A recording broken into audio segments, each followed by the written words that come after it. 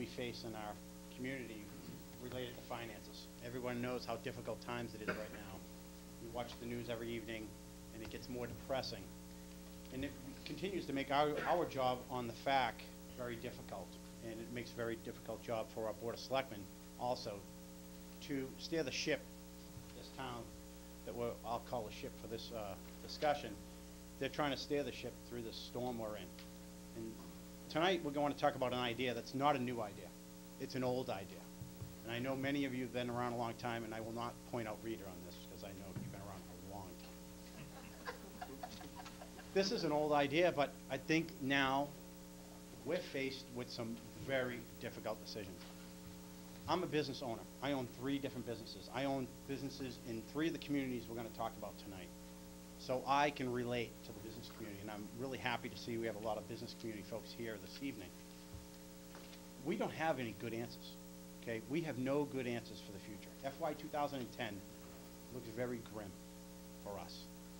And tonight, I think the Board of Selectmen, you have an opportunity to make a tough decision, to make the right decision for the better of the town, the better of the taxpayers. I want people to remember over the last 3 years we tried to go for overrides and they continue to get voted down. Those costs didn't go away, so we're going to talk a little bit about that tonight. And I want the business community to understand, again, as a business owner, I know I was not affected by those costs being filtered around by fees. They didn't get applied to the business communities. They didn't get applied to the business taxes. So please give us an opportunity to present. Please give us an open mind and understand that we're asking the business community to help shoulder the burdens that we have from the past and that we have coming ahead of us. And I ask the Board of Selectmen as well to keep an open mind and to hear us through. And I have tonight Mike Kirby has been the person that I have to give a lot of thanks, who's done an incredible job trying to pull together the information. And I hope the information you find tonight is detailed enough that you can understand it. What I would only ask is allow him to get through the presentation and then ask you questions. Okay? Thank you.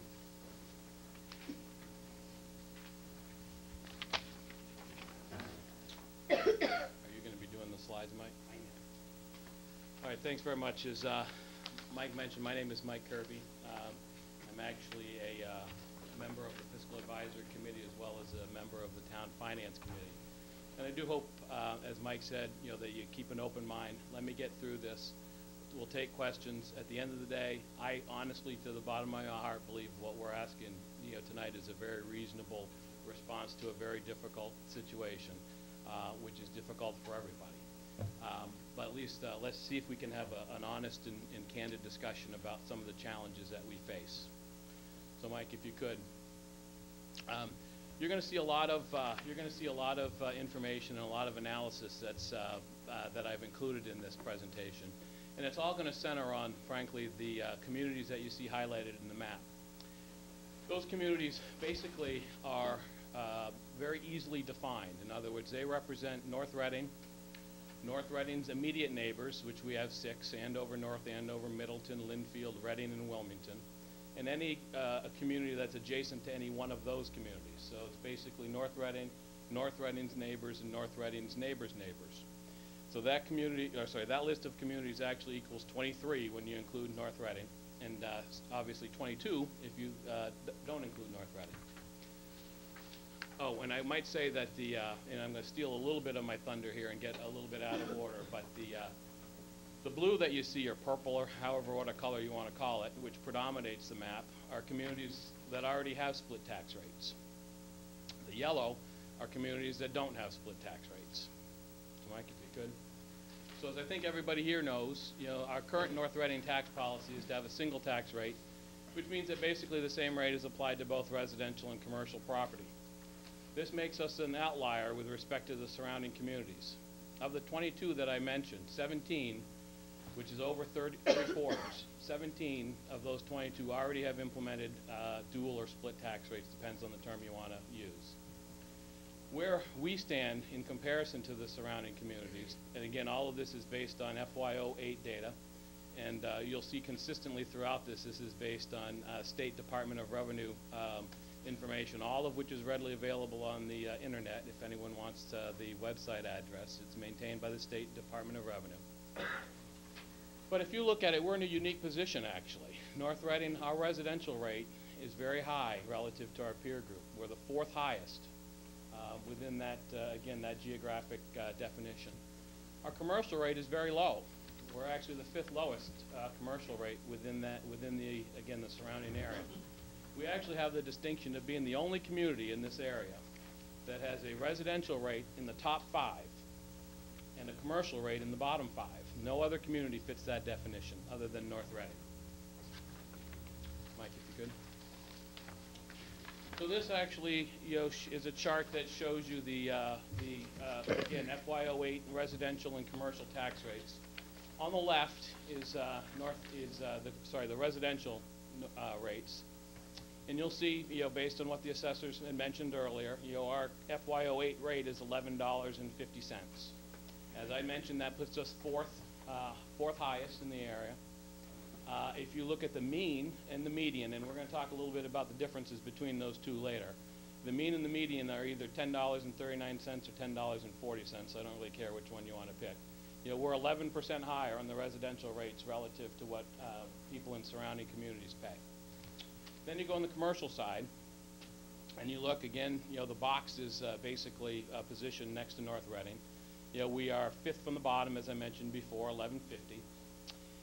But that, in terms of deviation from the mean or median, gets to be a much different story. We are at 1150, 33 to 35% lower than what the basically the tax burden that's asked of commercial properties in surrounding areas is. Now, one little math question is, basically you can say, is it something lower than something or is something higher than something? And the reason I point that out is because if you have something that's 33% lower, one number is 33% lower than another number, the number you're talking about has to go up by 50% to make it basically come even. So my point is, if we were to increase, and you'll see later on, we are not advocating for the maximum split. Right out of the gate, I want to get that on the table. We are not advocating for the maximum split that the assessors spoke about earlier of a 50% increase.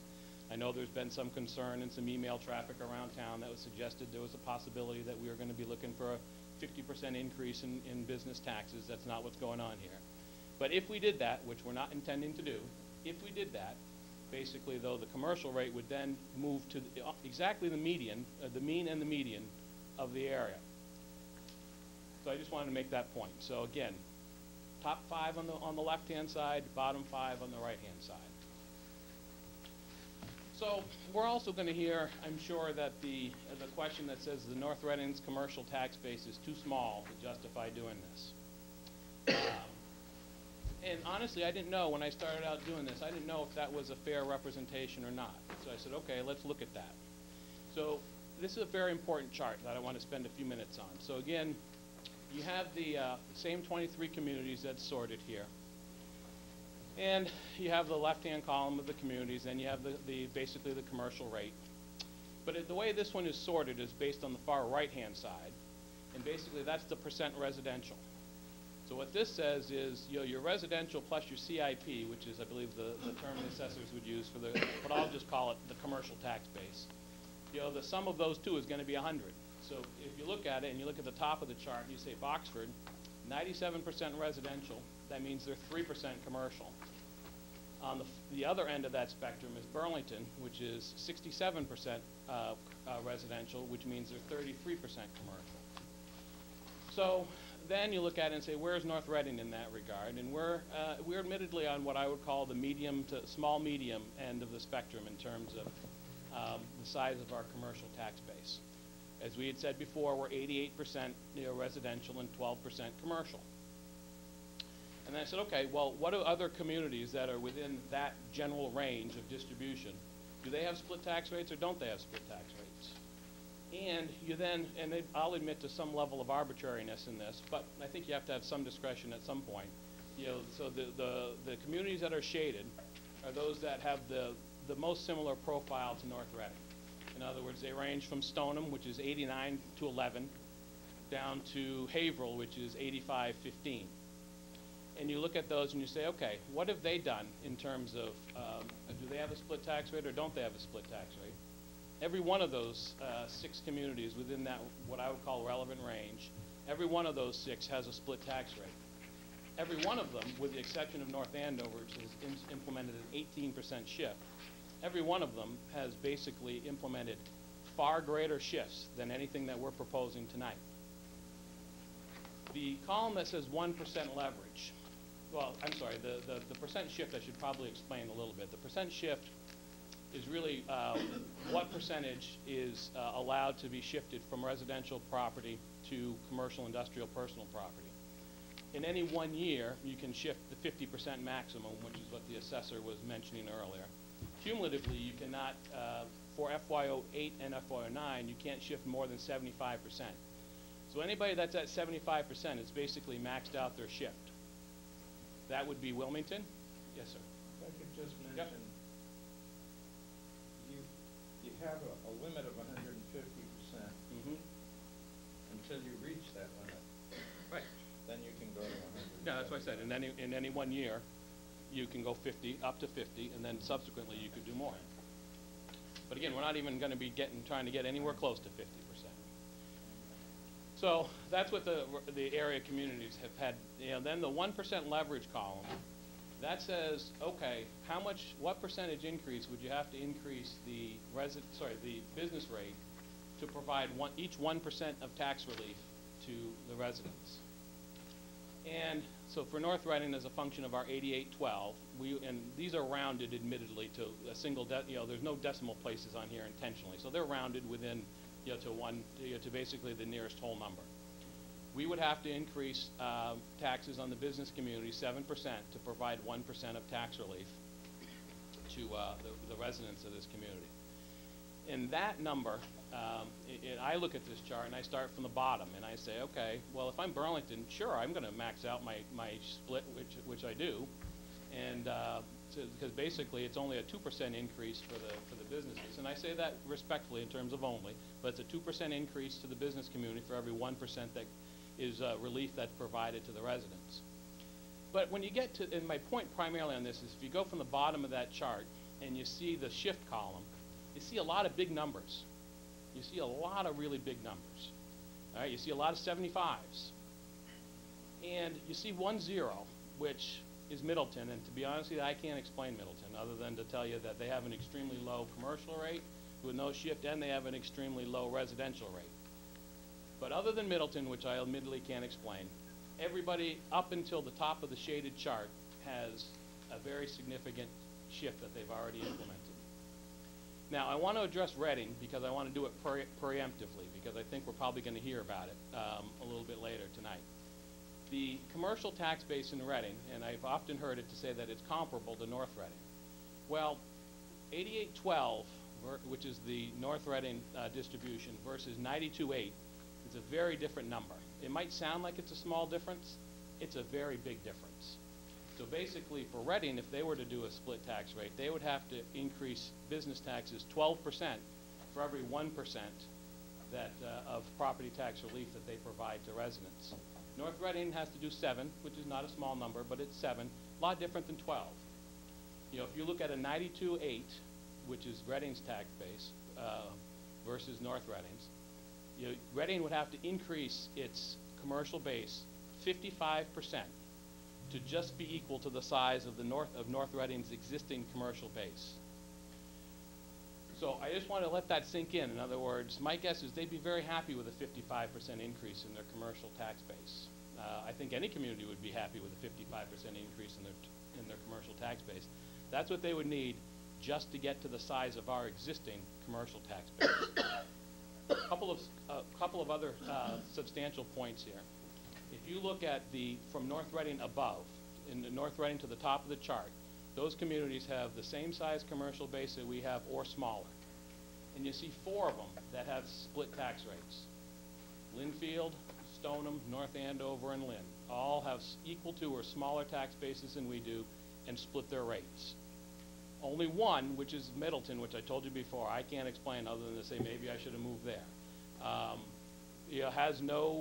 Has a larger commercial base than we do and hasn't split. All right? So Mike, why don't we? So I think it's also important to take into account, you know, when we're talking about the distribution of property taxes, you know, North Reading is a local